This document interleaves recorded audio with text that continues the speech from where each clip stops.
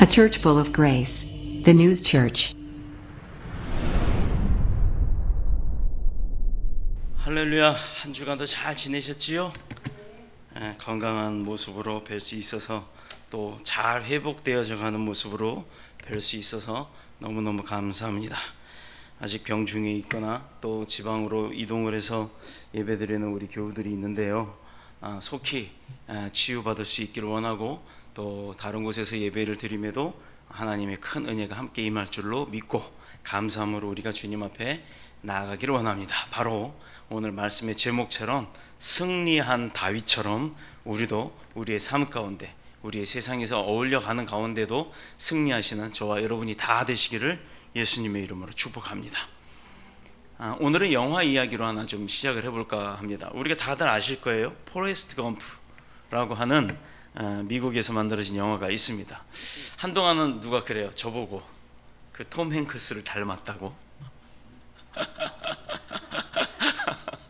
못 들은 걸로 해주세요. 그 톰 행크스가 주인공을 맡았던 영화입니다. 6개 아카데미상을 휩쓸며 아주 크게 흥행에 성공했던 영화인데, 아쉽게도요 저는 그 중간 부분 이렇게 방송에 한번 봤는데 중간 부분부터 이렇게 봐서 이해를 잘 못했어요. 그래서 이제 인터넷을 통해서 다시 한번 보게 되었습니다.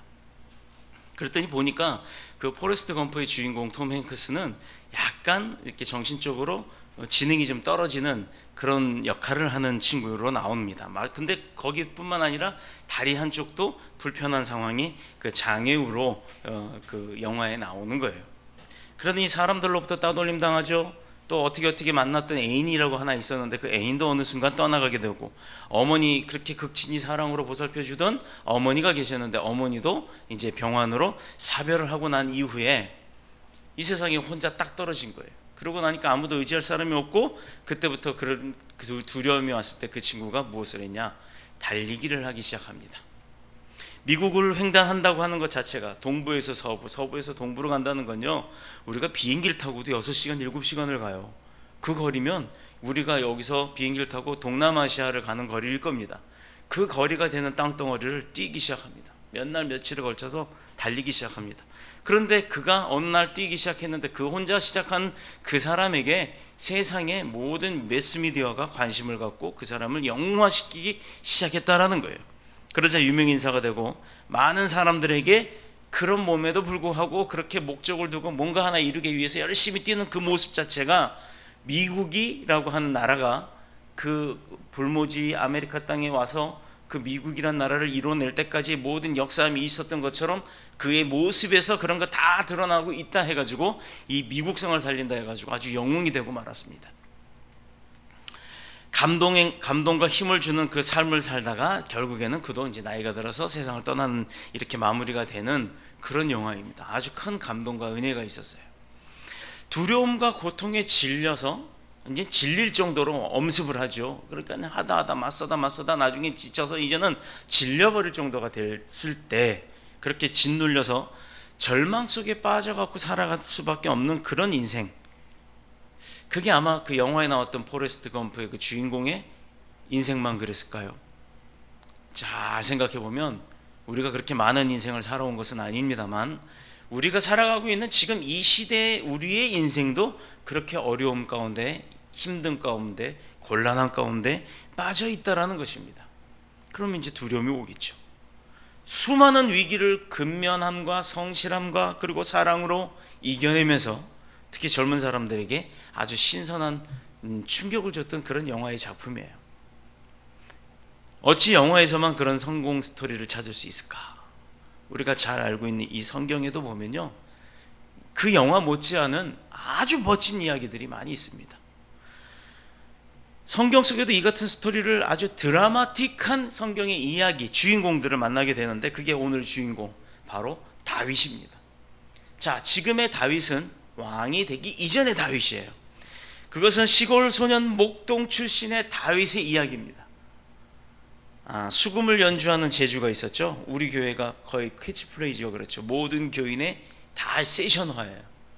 심지어 손가락 갖고도 예배드리고 참석을 하고, 박수 치면서 참석을 하고, 피아노로 또 드럼으로 기타로 신디로 뭐 여러 가지 악기로 목소리로 하나님을 찬양하는 교회가 바로 더뉴스 복음교회입니다.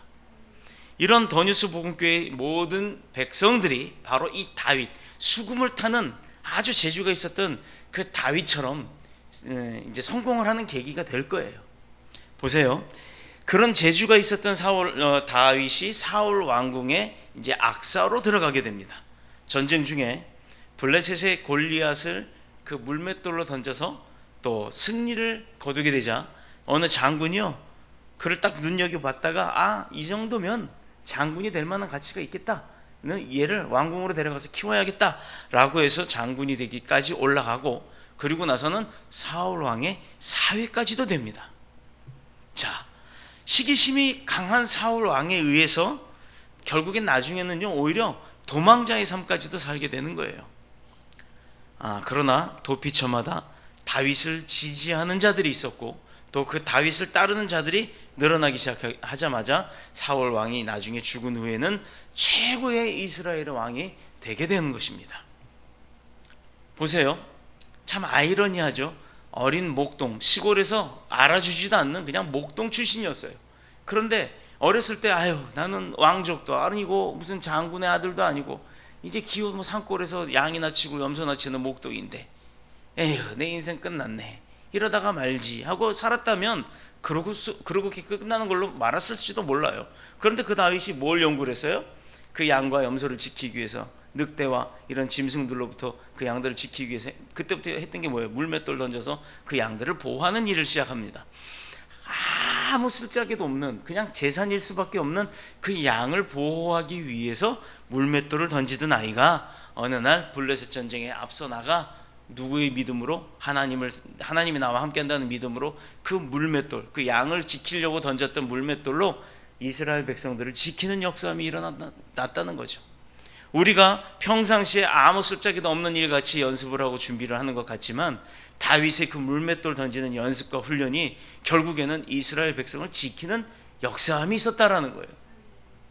그러니 지금 우리가 생각하기에 아무것도 아닌 것, 주방에서 일하는 것, 주차장에서 일하는 것 등등등 기타 내가 하는 게 아무것도 아닌 것 같지만 그것이 얼마나 하나님 입장에서는 열심히 훈련이 될 때 하나님이 얼마나 크게 쓰실지는 우리는 아무도 모른다는 겁니다. 또한 하나님께서 다윗을 그렇게 키워내서 사울 왕을 밑에서 아주 승승장구하게 했음에도 불구하고 사울 왕이 그를 시기해요. 아니, 어떻게 자기 왕을 보필하던 자기 신하를 시기를 합니까? 왜 그랬을까요? 그에게는 어떤 마음이 있었죠? 다윗 왕에는 어려서부터 나보다도 약한 존재를 보호하려고 하는, 도와주려고 하는 어진 마음이 있었다는 겁니다. 사랑하는 마음이 있었다는 거예요. 그렇다 그러면 보세요. 능력이 있고 또 권력이 있고 재산이 있고 이런 모든 것들을 다 갖춘 자들, 아니면 뭐 하나가 부족하더라도 뭔가를 가지고 있는 사람이라면 그 가지고 있지 않는 사람들을 보호해야 할 의무가 우리 믿는 사람들에게는 있다라는 거예요.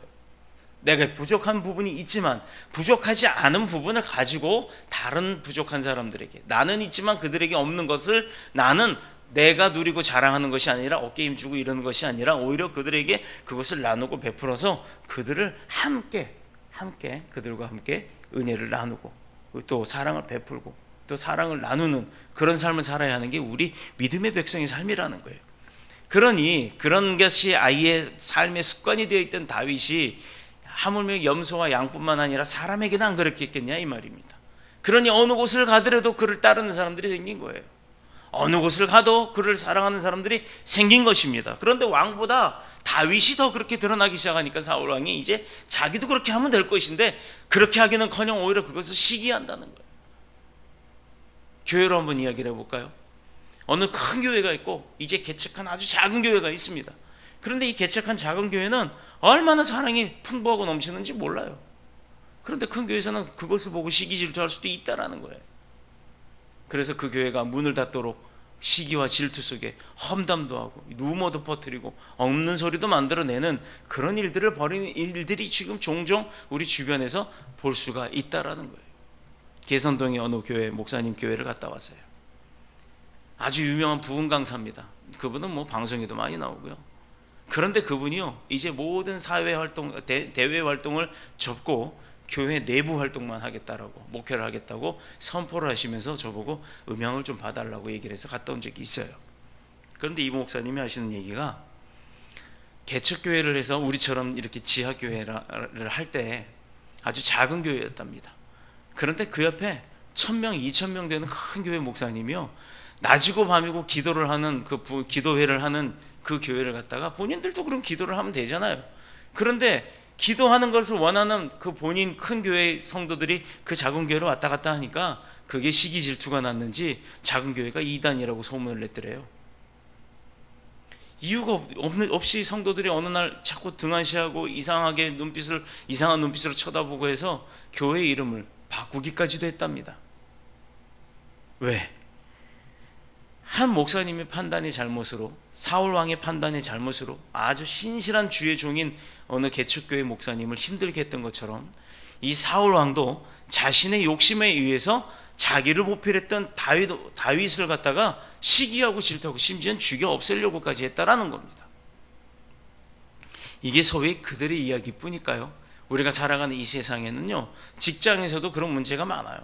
내가 아이들을 잘 보살피고, 내가 능력이 있고, 내가 어떤 실력이 있어서 기획을 잘하고 하면 그것을 시기 질투하는 사람들이 생겨난다라는 겁니다.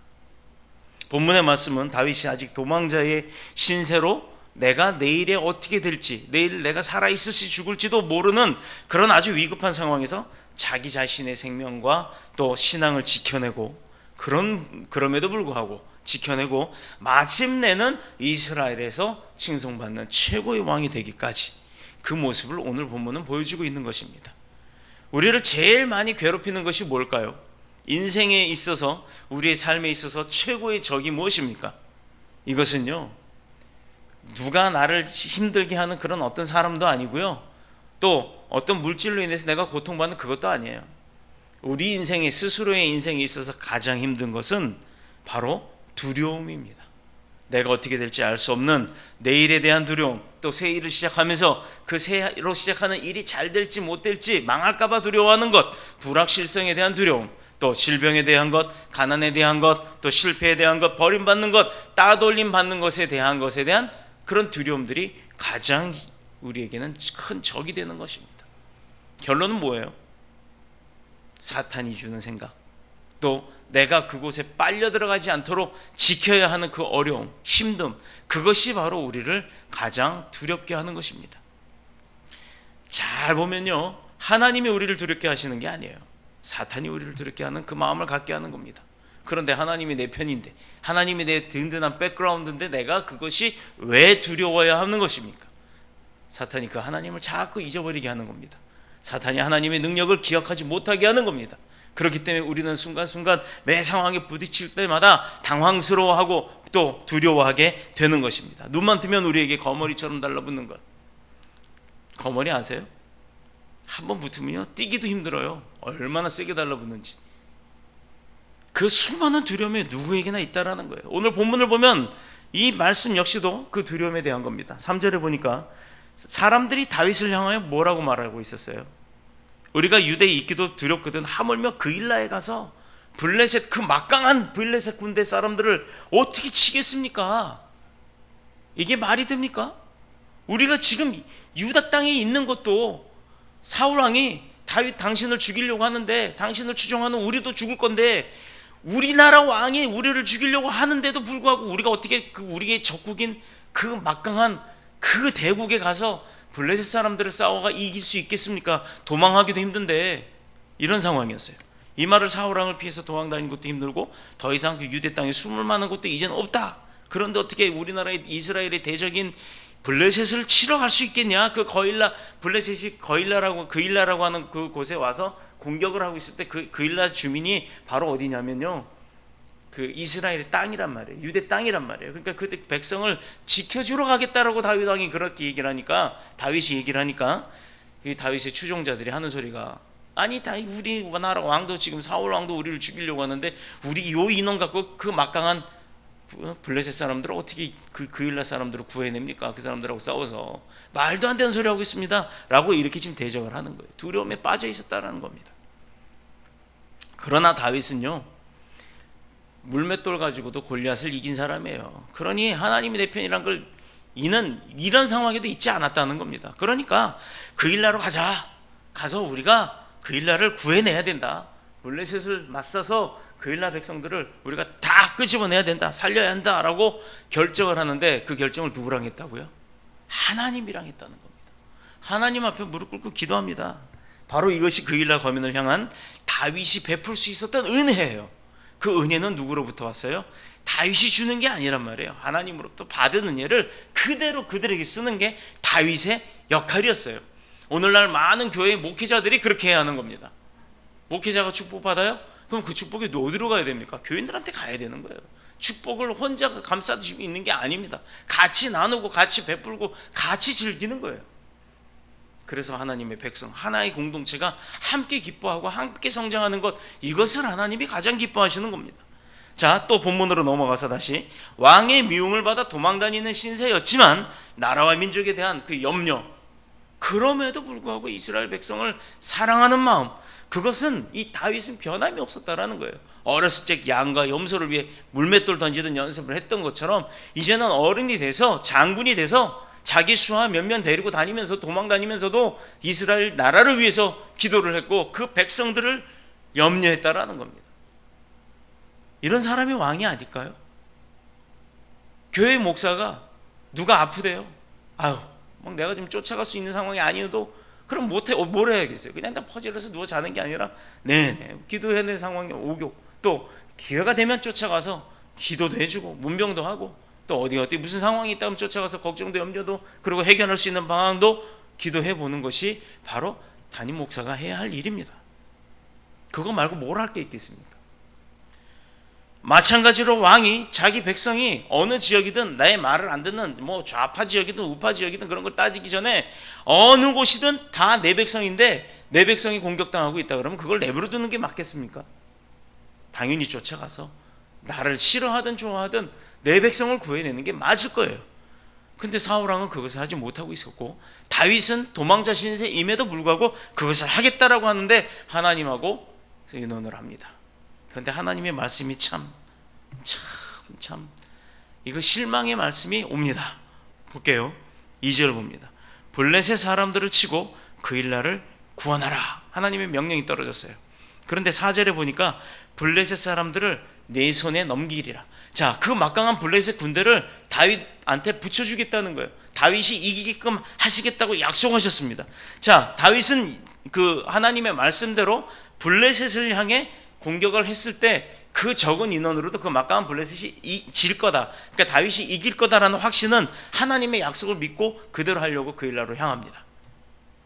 결론은 어떻게 됐어요? 그 일나를 구했죠. 그 일나 백성들을 다 구원해냈습니다. 중요한 것은 다윗이 위기 상황에 있을 때 누구랑 함께 있었다? 하나님과 함께 있었다. 또 누구의 도움을 구했다? 하나님의 도움을 구했다. 자기 그 인원수, 세상 말로 쪽수도 적은데 그 막강한 군대를 이길 수 있는 방법은 하나님밖에 없었거든요. 그러니 그는 하나님은 붙을 수밖에 없는 겁니다. 내가 죽을지, 누가 죽을지, 언제 죽을지도 모르는 상황에 하나님 붙들고 가는 다윗이 승리하게 됐다라는 거예요. 그래서 오늘 제목이 승리한 다윗입니다. 승리만 하나요? 어떻게 승리했는지가 중요한 거예요. 제목만 보고 뭘 생각하겠습니까? 아이고, 하나님이 계시니까 이겼다. 그거 당연한 말이에요. 그런데 그가 어떤 상황인데도 하나님을 붙들었는지를 우리는 그것을 봐야 되는 겁니다. 다윗은 먼저 하나님께 물어요. 군사를 움직일 때 하나님 앞에 물었다는 겁니다.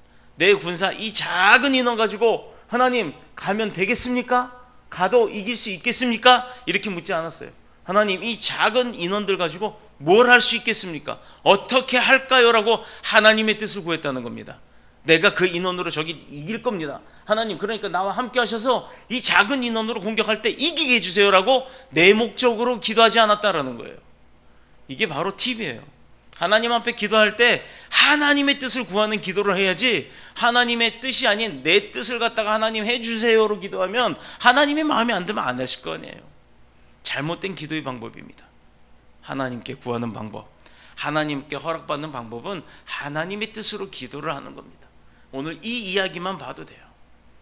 내 이 작은 군대로 막강한 군대를 이길 수 있습니까? 이기게 해주세요가 아니라 하나님, 이 작은 군대로 뭘 할 수 있습니까? 어떻게 할까요? 라고 기도했다라는 겁니다.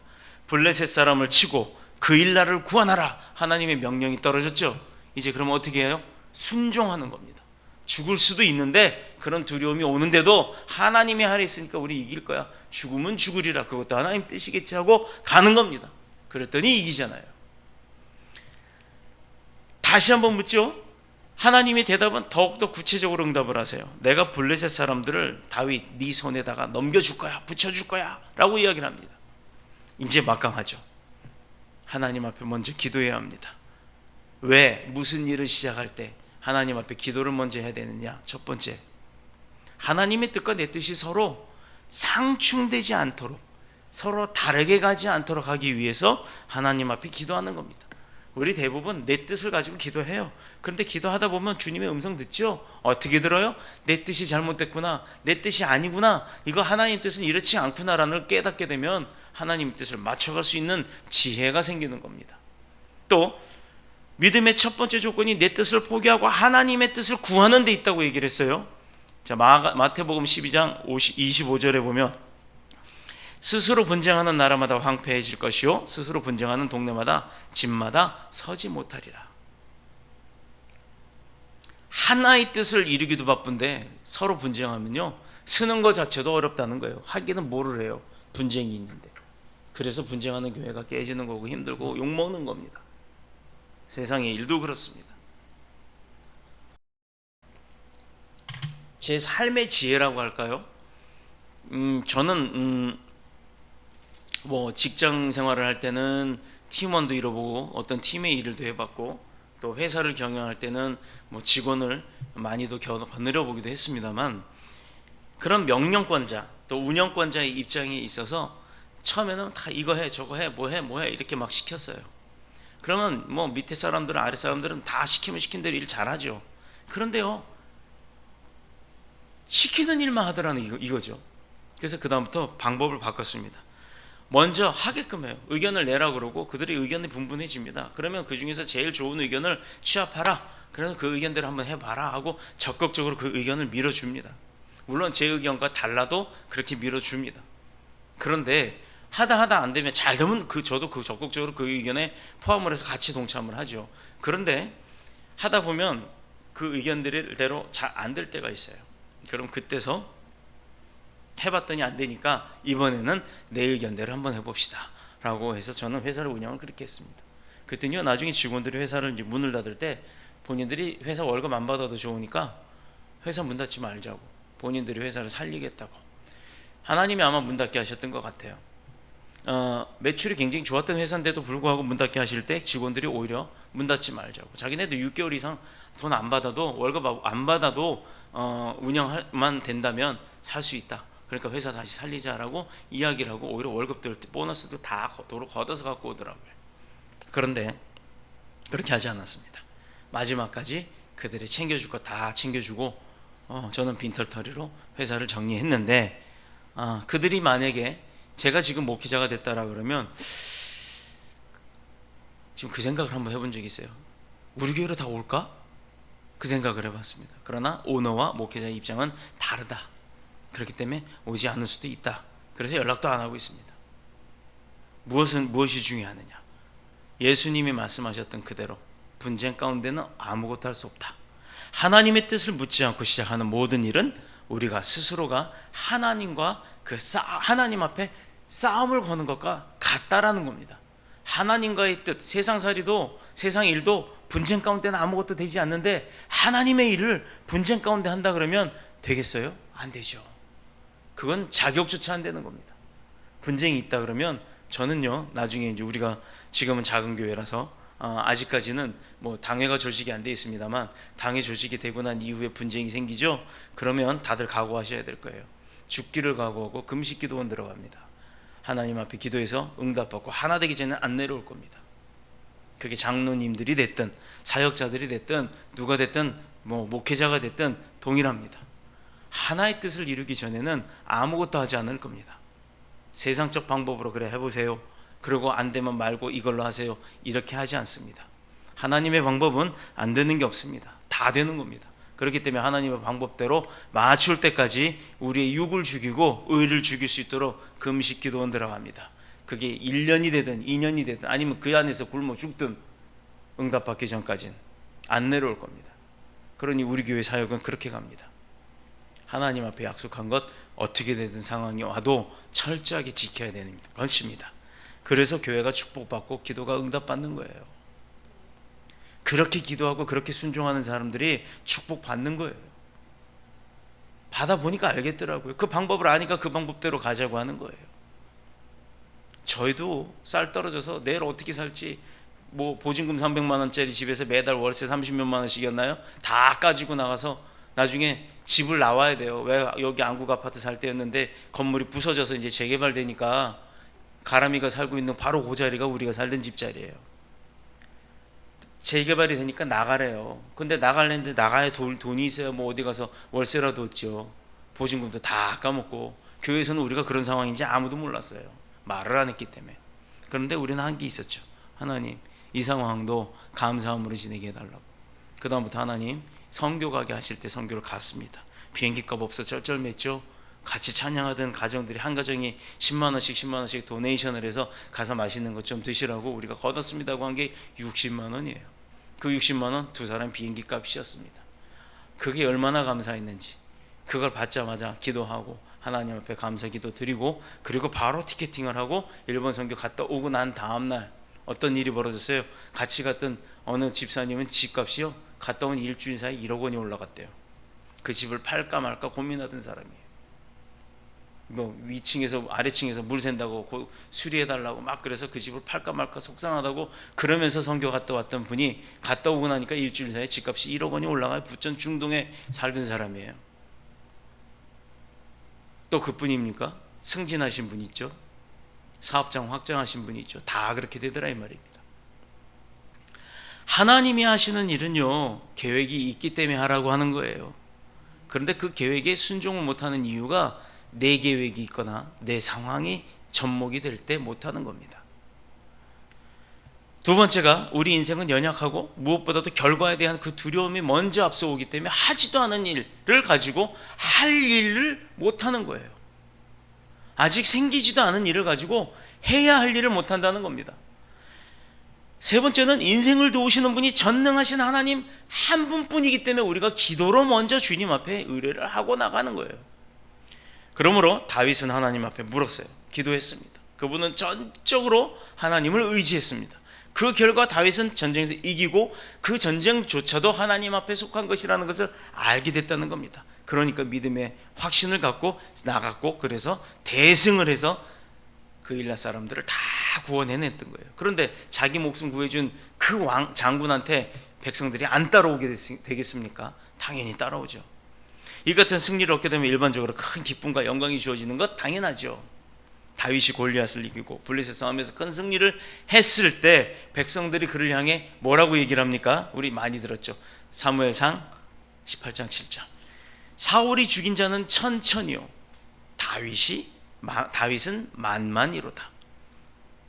사울 왕은 1000명밖에 못 죽였는데 장군인 다윗은 왕이 아님에도 불구하고 10,000명을 죽였다 이거예요.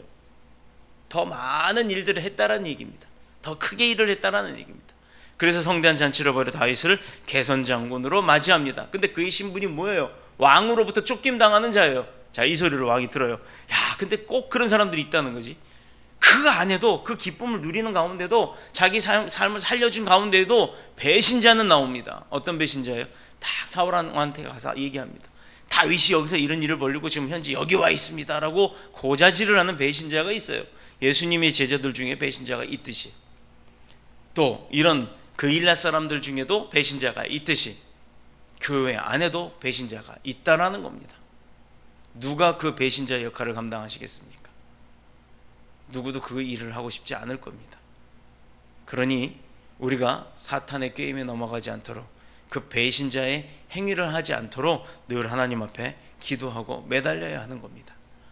블레셋을 쳐서 그 일라성 거민을 구했다면 당연히 그들의 도움을 받아야 마땅하죠. 자기네 생명을 구해줬으니까 다윗 왕을 숨겨줘야겠죠. 아니, 오히려 사울 왕이 온다 그러면 숨겨주고 못 본 척해주고 막아줘야 될 거 아닙니까? 그런데 오히려 거꾸로 가가지고 고자질을 합니다. 그는 전쟁에 이기고도 그일라 거민을 구하고도 더 멀리 도망해야 되는 상황에 처했다라는 겁니다. 다윗을 둘러싸고 있는 모든 상황이 생각과는 다른 방향으로 가는 거예요. 하나님이 분명히 구하라 해서 구했는데 그러면 내 생명도 구해주실 줄 알았는데 그게 아니잖아요. 그 옆에 다윗 장군의 옆에 있는 군사들은 그렇게 생각했을 거예요. 다윗은 그렇게 생각하지 않았습니다. 그일라 지역을 침공한 블레셋과의 전쟁에서 이겼다는 소식이 사울 왕의 귀에 들어갔고 그 다윗을 잡으려고 사울 왕이 그때 또 뭐라고 생각을 해요? 하나님이 저놈을 잡으라고 내가 그일라에다가 가다 두셨구나. 그 안에 들어가면요 나올 데가 없는 거예요. 요새였기 때문에. 그 요새 안에 오히려 제 발로 갇혀버린 꼴이 됐잖아요. 근데 그 소식을 들었어요. 사울 왕이 이제 군대를 보냅니다. 잡으러 갑니다. 근데 또 다시 사울 왕이 그를 잡으러 갈 때 11절에 보니까 그일라 사람들이 사울에게 넘겨줄 건지 아니면 나를 보여줄 건지 하나님 앞에 다윗은 또 묻더라 이 말입니다. 또 물어요. 또 그랬더니 그들이 너를 붙이리라 라고 얘기를 하세요. 뭐예요? 그일라 백성들이 다윗 장군을 사울에게 줄 거라는 거예요. 오히려 잡아서 줄 거라는 얘기예요. 이게 세상입니다. 이게 인간들이에요. 자기 생명을 구해줬는데도 불구하고 자기들의 왕권에 의해서 다윗이 그렇게 된 걸 알고 나서는 다 자기네 생명을 구해준 다윗을 배신하고 왕한테 붙는 거예요. 더 강한 사람한테 붙는 거예요. 그거 있잖아요. 교회 이제 딱 예배 은혜 있다고 딱 들어왔는데 은혜 신나게 받고서 나중에 어느 순간에 갑자기 큰 교회나 뭐 이런 데 다 자기 목적이 있는 게 뭐 더 많이 팔 수 있는데 이런 데 가서 탁 다니고 막 그렇게 하는 분들이 종종 있어요. 그런 분들이 많습니다. 교회 안에. 그런 분들을 이야기하는 거예요. 그일라 사람들도 그렇게 했고 성경에도 그런 사람들에 빗대어니 많은 이야기들이 나와 있는데 교회 안에도 그런 분들이 있다라는 겁니다. 그게 뭐 나쁘다는 얘기 아니에요. 그럴 수 있는 건 그 사람의 인생이니까. 그런데 그 사람이 그 인생으로 어느 교회를 가든 그 인생밖에 안 된다라는 게 중요하다는 거예요. 교회 왔으면요 영업하는 게 목적이 아니에요. 교회 왔으면 하나님 만나는 게 목적인 겁니다. 그렇게 돼야 되는데 그거를 안 가르쳐요. 그거를 또 사울이 그를 잡으러 간다고 계획을 하고 본인이 계획을 세웠죠. 그러면은 왕권에 의한 계획이니까 사울 왕이 다윗을 잡아야 되잖아요. 결과는 어떻게 됐어요? 잡지 못했어요. 하나님도 분명히 하나님 앞에 물어봤을 때 다윗 왕이 하나님 그일라 백성이 나를 사울 왕에게 붙일 겁니까? 어떻게 될 겁니까? 숨겨줄 겁니까? 물어봤더니 그들이 너 팔아먹을 거야 라고 얘기를 하세요. 근데 하나님도 참 답답해. 그러면 그 뒤에 그러니까 빨리 도망가라 이 말 해주시면 얼마나 좋아요? 안 하시죠. 물어본 거에만 답을 하시는 거예요. 왜? 하나님의 뜻대로 이끄시기 위한 목적이 있었다는 겁니다. 우리는 반드시 짚고 넘어가야 여기 사실이 하나 있어요. 다름이 아니라 은혜라고 하는 겁니다. 우리가 그 은혜라고 하는 거 참 좋아하는데 은혜는 무조건 나한테 이로운 거예요. 내가 은혜가 임하면 우리 학교 학생들이 그래요. 가끔 교수님 저기 죄송한데요 제가 이번 주에는 좀 몸이 아파하고 입원을 하는 바람에 공부를 잘 못해가지고요 이번 주 다음 주가 시험인데 혹시 시험 범위가 어떤 게 나오는지 좀 몇 가지만이라도 좀 찝어주시면 제가 성적이 너무 안 좋아서. 그렇게 얘기하면 안 되죠. 다른 사람도 알려줄 수가 없는 건데 일단은 배운 거 그냥 착실히 노트 필기한 거 내가 교환 나눠드린 거 중점으로 할 테니까 열심히 하세요. 그러면 혹시 점수가 안 되더라도 은혜 점수라도 이렇게 얘기를 해요. 물론 나이 60, 70대에서 오신 분들이 계시는데 그분들 아무리 공부하려고 해도 사명 때문에 오셨는데 머리가 안 돌아가서 머리가 굳어서 입력이 안 되는 것 같다고 생각을 하세요. 평가를 할 때는 그런 분들한테 은혜 점수가 갑니다. 분명히. 왜? 점수를 평가하는 게 목적이 아니라 많은 사역자들을 배출하는 게 학교의 목적이기 때문이에요. 하나님이 그들을 어떻게 쓰실지는 우리는 모릅니다. 하나님이 어떤 교회를 어떻게 쓰실지 우리는 모르는 거예요. 그런데 어떤 교회가 어떻고 저떻고 말할 이유가 없는 겁니다. 그래서 왜 그 은혜 안에 삶을 산다는 의미가 무엇이냐? 첫 번째, 그것은 우리의 구원이 우리가 하나님의 자녀로 살아가는 이 삶 자체가 하나님께서 불쌍한 인생에게 자발적으로 값없이 주신 거라는 것, 베풀어 주신 사랑의 선물이라는 것, 이것을 잊지 말아야 한다는 겁니다. 첫 번째가 하나님이 우리에게 자발적으로 값없이 베풀어 주신 거라는 것. 은혜가 뭐라고요? 하나님이 스스로 아무 대가 없이 스스로 우리에게 베풀어 주신 게 은혜라는 거지 우리가 누구에게 은혜를 베풀 수 있는 게 아니라는 거예요. 은혜는 오로지 하나님이 주시는 것으로 우리가 받는 겁니다. 하나님이 주셔야 받는다는 얘기예요. 막말로 안 주시면 못 받아요. 언제 내가 집에 누워서 아이고 하나님 나 이번 주일 몸이 피곤해서 못 가요. 그러니까 오늘 교회에서 받는 은혜가 저한테도 임하게 해주세요. 이러잖아요. 임할까요? 그 마음의 만큼, 그 마음의 중심만큼은 임할 겁니다. 그러나 그럼에도 불구하고 우리 지난번에 어느 집사님이 몸이 아파갖고 사색이 됐어요. 며칠 밥도 못 먹었어요. 그럼에도 불구하고 얼굴이 하얘갖고 여기 나와서 예배 끝까지 다 마치고 그리고 병원에 응급실로 쫓아가는 걸 보니까 그런 분이 받는 은혜가 다르다는 거예요. 누워있는 분하고 그럼에도 불구하고 여기 쫓아나와서 예배드리는 분의 은혜가 다르다라는 겁니다. 어떻게 그게 같겠습니까? 그 마음의 본질이 다른데 주시는 은혜도 다르다는 거죠. 자, 우리가 구원받고 하나님의 자녀가 되는데 우리가 여지까지 우리가 행한 것 공로 아무것도 없다라는 겁니다. 우리가 할 수 있는 것 하나님의 은혜였고 우리가 한 것도 하나님의 은혜였지 우리가 잘나서 할 수 있었던 게 아무것도 없다라는 거예요. 그러니까 우리가 성경할 때 지금 준비하고자 하는 게 뭐예요? 없어요.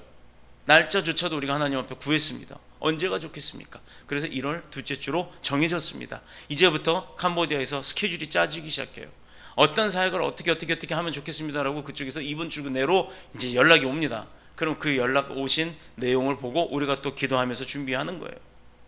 그럼 이제 필요한 비용도 나올 것이고 장비값도 나올 것이고 호텔 비용도 나올 것이고 다 나오겠죠. 그럼 이제 거기에 맞춰서 우리가 기도하는 겁니다. 하나님 얼마가 필요합니다. 교회 재정 얼마 필요합니다. 개인 재정 얼마가 필요합니다. 항공료 얼마가 필요합니다. 항공료도 알아서들 다 직접 티켓팅 하세요. 싸게 할 수 있는 방법이 있다고 하니까 각각의 카드로 하시든 뭐로 하든 싸게 최대한 싸게 할 수 있도록 제가 그 편명만 알려드릴 테니까 그 편명에 맞춰서 티켓팅을 하십시오. 근데 제일 싼 걸 알아보고 제일 싸게 하실 수 있는 분이 알아온 방법으로 우리가 하자 이 말입니다. 이것은 뭐냐면 사람의 지혜 가운데 하나님의 명령하신 가운데 사람이 지혜를 더해서 일을 하면 우리가 작은 인원이라도 큰 능력으로 하나님의 사역을 감당할 수 있다라는 겁니다. 우리가 구원받고 하나님만 자녀된 아무것도 우리가 할 수 있는 건 없다. 왜냐하면 값없이 베푸시는 하나님의 은혜로 충분하기 때문입니다. 그것을 영광을 높이는 것이 바로 우리가 할 수 있는 하나님 앞에 드리는 기쁨이에요. 하나님이 주시는 것에 대해서 주신 것 가지고 우리가 최선의 것으로 승화시키는 것이 하나님이 우리에게 하시는 일입니다. 두 번째는 이제 내가 은혜를 베푸는 삶을 사시기를 원하는 거예요. 저나 여러분이 그 받은 은혜를 혼자 꿀꺽하는 게 아니라 같이 나누고 살 수 있도록 우리를 윤택하게, 우리를 능력 있게, 우리를 믿음 있게 세워가시는 거예요. 그게 하나님이 하시는 겁니다. 하나님의 사랑이 우리를 강권적으로 이끌고 계시기 때문인 줄로 믿습니다. 우리가 받은 사랑, 받은 은혜대로 그렇게 남에게 베풀기를, 나누기를 원하고 계시는 게 하나님의 뜻이라는 거예요. 자, 좀 이해가 되셨나요? 교회가 부자가 되면 안 된다는 거. 그래서 교회는 가난한 게 축복인 겁니다. 교회 재정 많이 있다고 좋은 게 아니에요. 교회 재정 많이 있어봐야 다른 생각들 합니다. 교회 재정이 없어도 할 수 있는 일은 다 하는 거예요. 기도해서 허락받고, 기도해서 필요한 물질도 허락받고, 기도해서 사역도 허락받고, 기도해서 그 사역도 할 수 있도록 쓰임받아서 하는 것. 그건 하나님이 하시는 거지 우리가 하는 게 아니잖아요. 그냥 우리는 그저 순종하는 것뿐입니다. 그일라에서 사울왕이 해야만 했던 일을 다윗이 대신하도록 하나님이 도우시고 승리하게 하신 이유, 그일라 거민들에게 다윗이 은혜를 베풀기를 원하셨던 겁니다. 그래서 은혜되도록 하기 위해서는 무조건 무조건 우리가 베풀고 그 대가를 바라지 말라는 거예요. 은혜 베풀어 줬는데 그거 갚지도 않고 말이야, 이런 거 소용없다는 얘기예요. 다 까먹는 짓입니다. 은혜란 자발적이고 무제한적인 희생이 전제되는 것입니다. 우리가 당당하고 신나고 멋지게 뭐 하라고요? 저주자, 바라지 말라는 거예요. 나를 설령 이용한다 하더라도, 내가 그 사람에게 이용당했다 하더라도 그 사람을 욕하지 마세요. 그 사람을 욕할 이유가 없어요. 그 사람이 언젠가는 그 하나님의 뜻이 무엇이었는지, 그 은혜가 무엇이었는지 깨닫는 날이 올 거라는 겁니다. 우리는 나에게 배신을 했던 어쨌든 그 사람을 위해서도 그래서 기도를 해줘야 하는 거예요. 오늘 참 재밌는 뉴스, 그리고 아름다운 뉴스가 하나 나왔는데 뭐였냐, 요즘에 일본하고 관계가 굉장히 안 좋죠. 우리가 그렇게 해줘도 일본은 자꾸 해코지를 합니다. 그럼에도 불구하고 우리는 일본을 사랑해야 합니다. 왜? 그들도 하나님의 백성이니까. 그런데 오히려 일본에서 청년들이 한일 그 교류 문화 그거를 이루기 위해서 학생들이 대거 한국 부산에 입성을 해서 그 문화 사역을 진행을 한다고 합니다. 국가적 정치적으로야 뭐 서로가 사이가 나쁘고 으르렁거렸다 할지라도 그 아이들이 문화 교류만큼은 좀 이루어졌으면 좋겠어요. 제가 이런 소리 한다고 해서 지금 국민적으로 뭐 일제 제품 쓰지 말자 하는데 저도 그거 동참해요. 그래서 한번 이제 훈계를 하고 가르쳐 줄 수 있으면 좋습니다. 그러나 그 본질 뒤에는 그들을 미워하지는 말자 이 말입니다. 왜? 우리는 우리 백성들뿐만 아니라 이방 백성들도 사랑해야 할 의무가 우리에게 있기 때문이에요. 다윗 왕도 그렇게 하나님의 뜻을 전한 자였습니다. 우리가 믿음 생활을 한다고 하면서 실패하는 이유가 있어요. 그 두 가지가 있습니다. 뭐냐? 그것만 말씀드리고 말씀 정리할까 합니다. 첫째는 하나님보다 사람을 더 의지하기 때문이에요. 두 번째, 나의 믿음이 연약해져서 하나님이 도우심이 있음에도 불구하고 의심을 합니다. 사람 의지하는 것, 하나님보다 더 의지하는 것, 그리고 하나님이 도우심에도 불구하고 될까 하고 의심하는 것. 기도 열심히 해놓고 될 것이다 라는 확신이 아니라 될까라고 하는 것. 역대하 32장 7, 8절에 너희는 마음을 강하게 하며 담대히 하고 아수르의 왕과 그를 따르는 온 무리로 말미암아 두려워하지 말며 놀라지 마라.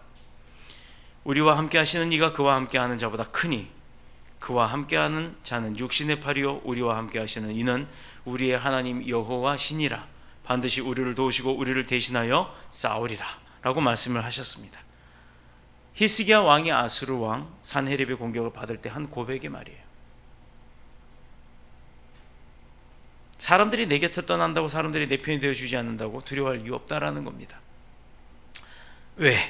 하나님만 계시면 되니까. 그 살아계신 하나님이 나를 지키시니까. 그 살아계신 하나님이 나를 이끄시니까. 그 살아계신 하나님이 나를 지키시니까.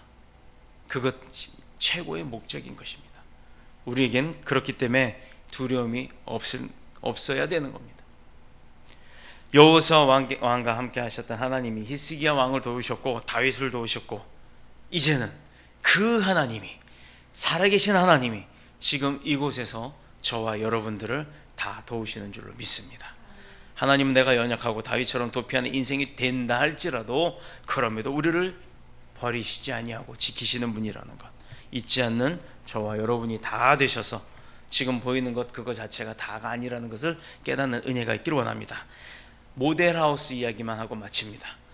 모델하우스 가보셔서 아실 거예요. 그 안에 들어가보면 휘황찬란하죠. 그런 집이 어디 있어요. 당장 여기 이런 집 하나 사갖고 살고 싶지요.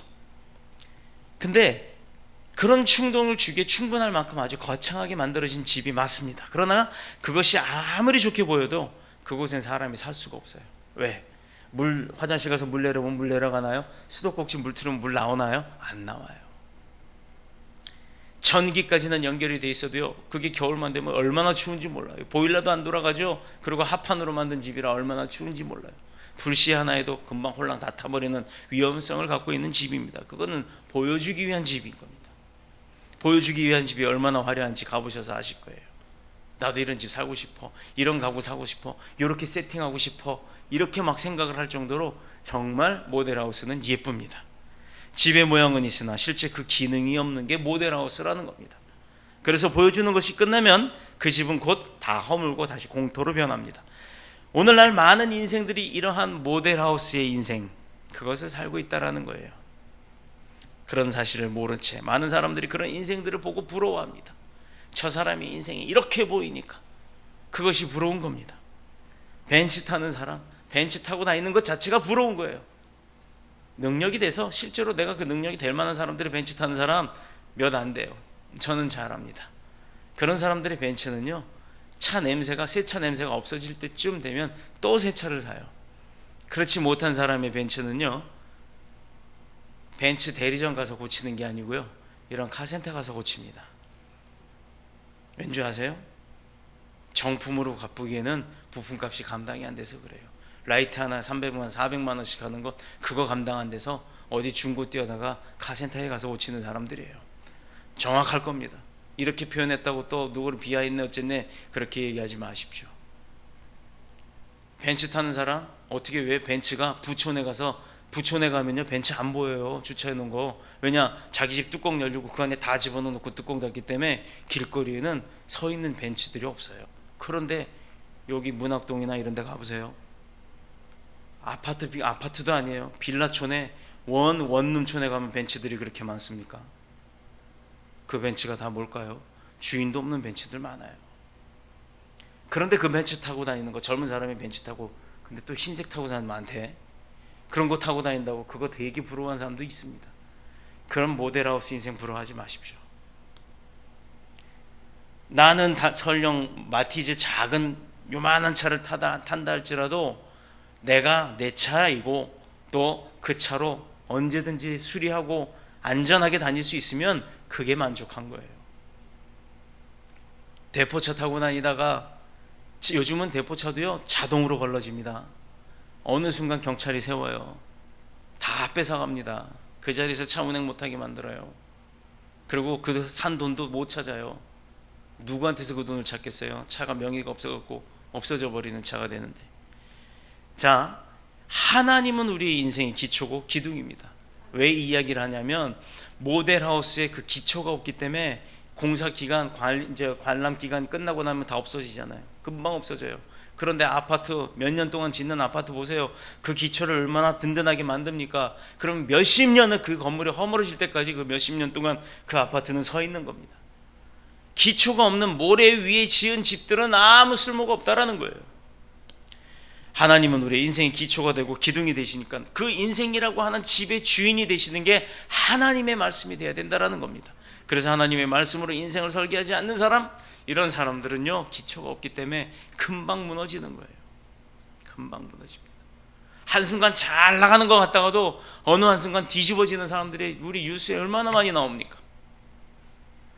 그러나 다윗은 자기의 인생의 인도자로 능력 주시는 분을 믿고 의지하였다는 것, 그러므로 그일라 사람들이 자신을 어떻게 대우하든지 간에 마음이 흔들리지 않았다라는 것. 누가 인생의 승리자가 되겠습니까? 그일라 사람일까요? 사울 왕일까요? 아니면 모델하우스 같은 사람의 삶일까요? 바로 다윗과 같은 그 믿음을 가진, 지킨, 의지한, 또 의뢰한 그 사람의 믿음이, 다윗의 믿음이 인생의 승리자가 되는 줄로 믿습니다. 하나님의 도우심을 확신하는 사람이 참된 승리자인 줄로 믿습니다. 욥은 알지 못하는 온갖 환난 속에, 고통 속에 왜 자꾸 나한테 이런 일이 벌어지지? 왜 자꾸 나한테 이렇게 안 좋은 일들만 몰려오지? 라고 하는 그 삶 속에서도 하나님에 대한 확신이 있지 않았다라는 겁니다. 그래서 그 확신을 버리지 않음으로 인해 하나님께서 마침내 고난당하기 전보다 더 많은 축복과 은혜를 부어주셨다는 거예요. 이게 중요해요. 아멘들 하세요. 여기 계시는 분들 모두가 해당되는 얘기입니다.